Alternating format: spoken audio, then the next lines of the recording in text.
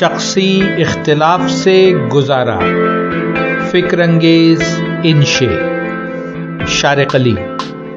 کسی ایسے شخص کے ساتھ کام کرنا یا رشتہ بحال رکھنا بعض اوقات بہت مشکل ہوتا ہے جس کی شخصیت ہماری شخصیت سے مختلف یا متنازع ہو۔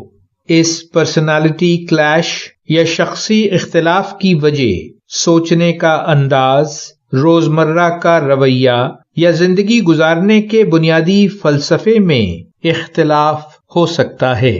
زندگی اور انسانی حالات کی مجبوری یہ ہے کہ بعض اوقات ہمیں ایسی مشکل صورتحال میں بھی کسی نہ کسی طور آپس میں گزارا کرنا ہوتا ہے۔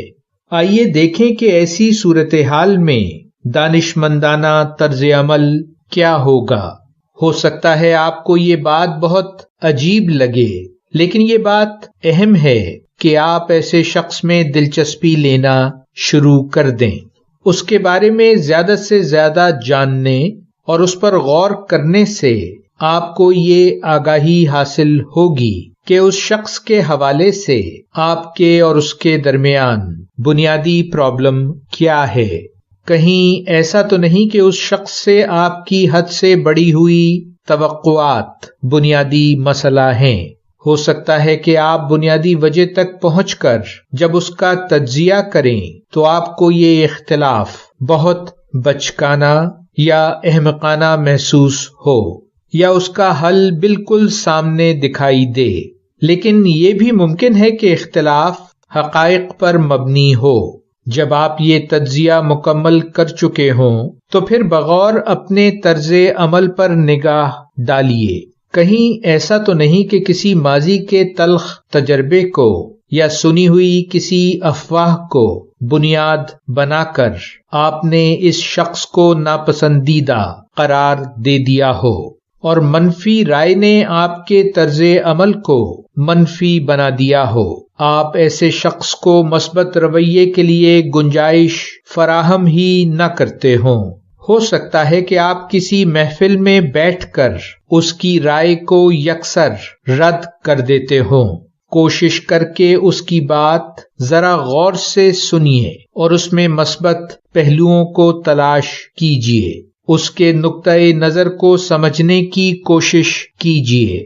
درگزر سے کام لے کر ایک انسان کی حیثیت سے اسے ایک اور موقع دیجیے۔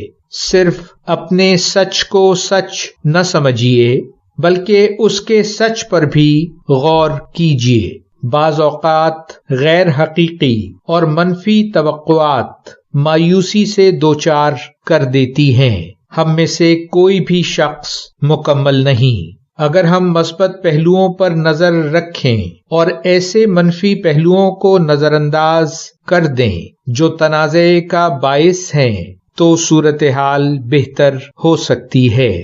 لوگوں کو جیسے کہ وہ ہیں ویسا ہی قبول کرنا دانشمندی ہے۔ ایسا کر کے نہ صرف آپ دوسروں کو موقع فراہم کرتے ہیں بلکہ خود اپنے اندر بھی منفی تناؤ کو کم کرتے ہیں۔ اختلاف کی صورت میں بحث و مباحثہ سے پرہیز اور اس کی جگہ عزت و احترام میں اضافہ ایسی انقلابی تبدیلی کا باعث بنے گا کہ آپ حیران رہ جائیں گے۔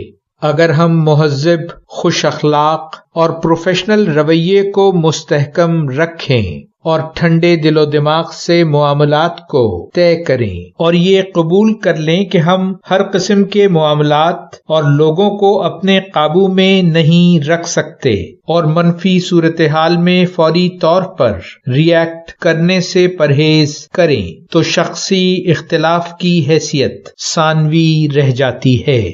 ان چند تجاویز کے ساتھ اب آپ سے اجازت۔